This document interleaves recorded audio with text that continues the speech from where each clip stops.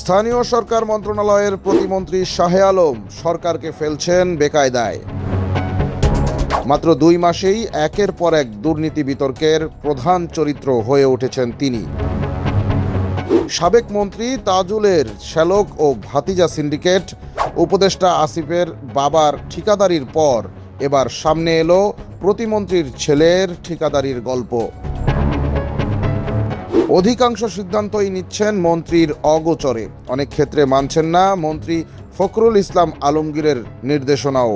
আগের মতোই চলছে দুর্নীতির রেলগাড়ি। বিস্তারিত দেখুন সালেহ কায়সার ও আল আমিন তুষারের পাঠানো প্রতিবেদনে।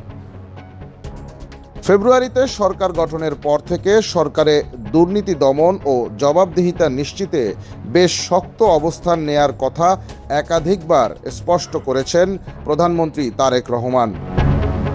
বিগত দিনের অচল অবস্থা থেকে দেশকে টেনে তুলতে নানান জনমুখী উদ্যোগ নিয়ে প্রতিনিয়ত যখন দেশের এ প্রান্ত থেকে ও প্রান্তে ছুটে বেড়াচ্ছেন তিনি, ঠিক তখনই উল্টো পথে হেঁটে সরকারকে ধারাবাহিকভাবে দুর্নীতি বিতর্কের মুখে ফেলার যাবতীয় সব আয়োজন প্রায় সেরেই ফেলেছেন জনগুরুত্বপূর্ণ স্থানীয় সরকার মন্ত্রণালয়ের প্রতিমন্ত্রী মীর শাহে আলম। আওয়ামী লীগ শাসনামলের স্থানীয় সরকার মন্ত্রী তাজুল ইসলাম তার শ্যালক ও ভাতিজাকে দিয়ে এ মন্ত্রণালয়ে ঘুষ বাণিজ্য করতেন। জুলাই গণ অভ্যুত্থান পরবর্তী সময়ে বাবাকে ঠিকাদার বানিয়ে বিতর্কের মুখে পড়েন সাবেক উপদেষ্টা আসিফ মাহমুদ সজীব ভুইয়া। এবার সে পথেই হাঁটলেন বর্তমান স্থানীয় সরকার মন্ত্রণালয়ের প্রতিমন্ত্রী মীর শাহে আলম। তার ছেলে মীর সীমান্তের মালিকানাধীন মীর সীমান্ত ইঞ্জিনিয়ারিং নামক প্রতিষ্ঠান এখন স্থানীয় সরকার মন্ত্রণালয়ের বিভিন্ন প্রকল্পে প্রভাব বিস্তার করছে বলে বিতর্ক সৃষ্টি হয়েছে। এছাড়া প্রতিমন্ত্রী হিসেবে দায়িত্ব নেয়ার মাত্র 2 মাসের মধ্যেই সরাসরি বেশ কিছু দুর্নীতির অভিযোগ উঠেছে প্রতিমন্ত্রী মীর শাহে আলমের বিরুদ্ধে। এর মধ্যে গত 24 মার্চ স্থানীয় সরকার প্রকৌশল অধিদপ্তর এলজিইডির চিহ্নিত দুর্নীতিবাজ হিসেবে কুখ্যাত বঙ্গবন্ধু প্রকৌশলী পরিষদের নেতা আব্দুর রশিদ মিয়াকে চুক্তিভিত্তিকভাবে প্রধান প্রকৌশলী হিসেবে নিয়োগ দিয়ে প্রথমবারের মতো দুর্নীতির বিতর্কে জড়ান মীর শাহে আলম। পরবর্তীতে গণমাধ্যম, সামাজিক যোগাযোগ মাধ্যম ও দেশ বিদেশে তীব্র সমালোচনার জেরে মাত্র 4 দিনের মাথায় 28 মার্চ ওই নিয়োগ বাতিল করা হয়।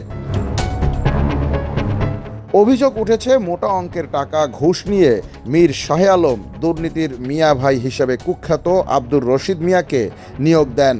এমনকি বিষয়টি জানতেন না খোদ স্থানীয় সরকার মন্ত্রণালয়ের মন্ত্রী মির্জা ফখরুল ইসলাম আলমগীর। যদিও পরবর্তীতে বিষয়টি সরাসরি তার দৃষ্টিগোচর হলে বাতিল করা হয় নিয়োগটি।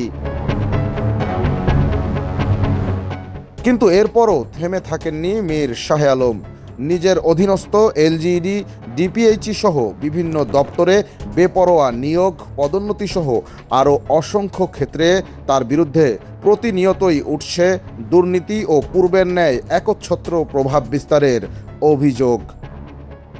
বিশেষ করে গত 2 এপ্রিল এলজিইডির 197 জন সিনিয়র সহকারী প্রকৌশলীকে নির্বাহী প্রকৌশলী গ্রেড 5 পদে পদোন্নতির ক্ষেত্রেও ব্যাপক ঘুষ বাণিজ্য ও বৈষম্যের অভিযোগ রয়েছে সরাসরি মীর শাহে আলমের বিরুদ্ধে।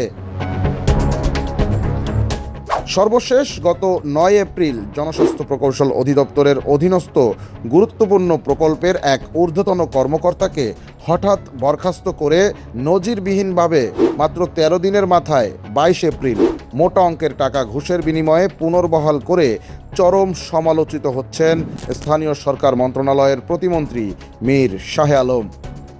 তার বিরুদ্ধে একই ধরনের ঘুষ বাণিজ্য ও অস্বচ্ছতার অভিযোগ উঠেছে আরও বিভিন্ন দপ্তর প্রধান নিয়োগের ক্ষেত্রেও। শুধু তাই নয়, অধিকাংশ ক্ষেত্রেই স্থানীয় সরকার মন্ত্রী মির্জা ফখরুল ইসলাম আলমগীরের অজ্ঞাতসারেই নিজের মতো করে সিদ্ধান্ত নিচ্ছেন তিনি। কিছু কিছু ক্ষেত্রে সরাসরি মন্ত্রীর নির্দেশনা অমান্যের অভিযোগও পাওয়া যাচ্ছে।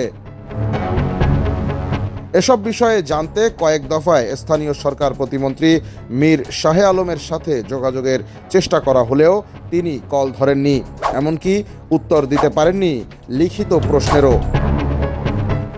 ত্রয়োদশ জাতীয় সংসদ নির্বাচনের মাধ্যমে দেশের ক্ষমতায় আসা বাংলাদেশ জাতীয়তাবাদী দল বিএনপিকে অনেক আশা ভরসা নিয়ে সংসদে পাঠিয়েছে জনগণ।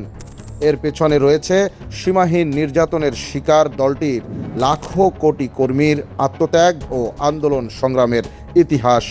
কিন্তু সেই বিএনপি সরকারের বয়স যখন মাত্র 2.5 মাস, তখনই প্রতিমন্ত্রী মীর শাহে আলমের একের পর এক দুর্নীতির বিতর্ক জাগানো কর্মকাণ্ডগুলো সরাসরি প্রধানমন্ত্রী তারেক রহমানের প্রতিশ্রুতি ও প্রচেষ্টার বিরোধী ভূমিকায় অবতীর্ণ হয়ে সরকারকে খুব দ্রুতই সমালোচনার মুখে ফেলার সুযোগ করে দিচ্ছে সরকার বিরোধীদের।